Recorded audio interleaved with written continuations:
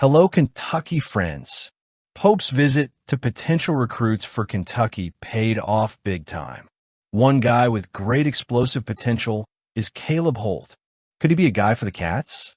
Let's take a look. After visiting Tay Kinney in Atlanta, the trio of Pope, Cody Fuger, and Jason Hart headed straight to Loganville, Georgia, where they met Caleb Holt, a five-star point guard who is among the most coveted names in the 2026 class. The choice to invest time and effort in connecting with Holt reflects not only Kentucky's priority interest in this player, but also Pope's ambitious vision of building a team capable of competing on the biggest stages in college basketball. Caleb Holt, ranked the fourth overall prospect in his class and considered the best point guard available, is exactly the kind of talent who can redefine the dynamics of a program. His combination of technical skills, athleticism, and leadership on the court make him a rare commodity in the recruiting market. And Kentucky, knowing this, has been showing interest in the young player from an early stage. The first formal offer made in July 2024 was just the beginning of a relationship that appears to be being cultivated with care and attention to detail. The fact that Pope and his staff conducted this in-person visit after having already met with another prospect illustrates the seriousness with which they take this process. The meeting in Loganville was marked by a tone of mutual respect and enthusiasm. Holt, in posting on social media to thank everyone for coming, revealed a maturity and an understanding of the weight that comes with being targeted by a program with Kentucky's tradition. For such a young player, this type of attitude is a positive sign, indicating that he is aware of the impact his decision could have on both his career and the future of the program he chooses. And for Kentucky, it underscores the importance of maintaining an open and genuine dialogue throughout the process. Holt's profile fits perfectly with the style of play that Mark Pope appears to be trying to implement in Lexington. As a versatile point guard, Holt has the ability to control the pace of the game, create opportunities for his teammates, and at the same time be a constant threat on offense.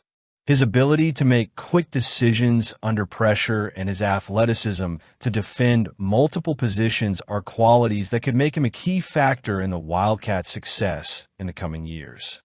Kentucky's interest in Holt also underscores the program's commitment to attracting not only high-caliber players, but also natural leaders who can guide the team on and off the court.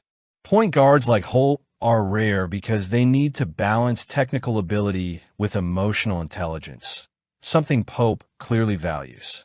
However, the program's storied reputation, combined with the personalized and dedicated approach of Pope and his staff, offers a significant advantage to the recruit.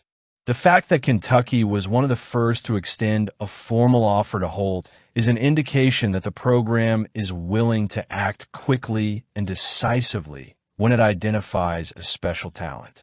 If Tay Kinney and Caleb Holt are just the beginning of that campaign, fans can expect a bright future at Rupp Arena.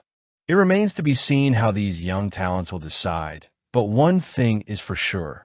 Kentucky basketball is doing everything right to ensure that they see the blue and white as the ideal destination for their basketball dreams. Let's get going. Is Kentucky changing? These changes at Kentucky are both a reflection of the transformations that college sports are facing and an attempt to anticipate them. The creation of Champions Blue, with its hybrid structure, seeks to balance the public tradition of UK athletics with a need for greater flexibility in an increasingly competitive and professionalized landscape. The operational separation of the athletics department from university policies may seem subtle, but it is significant. This change allows UK athletics to adopt practices that are more aligned with the modern demands of college sports, without losing its essence as a public entity. The fact that representatives from professional sports will be allowed to serve on the board of directors is particularly interesting. It suggests that Kentucky is aware that the future of college sports will not only be shaped on the court or field, but also off it, in offices, negotiations, and commercial strategies. The Chamber's agreement, which looms like a sword of Damocles for many athletic departments, is clearly setting the pace for these changes. With the rapidly evolving landscape of college sports, especially since athletes were allowed to receive compensation through image and naming rights, Kentucky appears to be trying to position itself as an adaptive leader rather than a reluctant follower. However, this transition will not be without its challenges. Balancing the oversight of the Board of Trustees with the autonomy of Champions Blue will require careful coordination.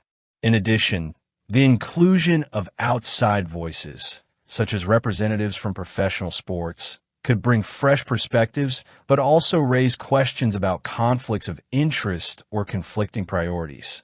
At the end of the day, what is clear is that Kentucky is attempting to write a new chapter in its rich athletic history.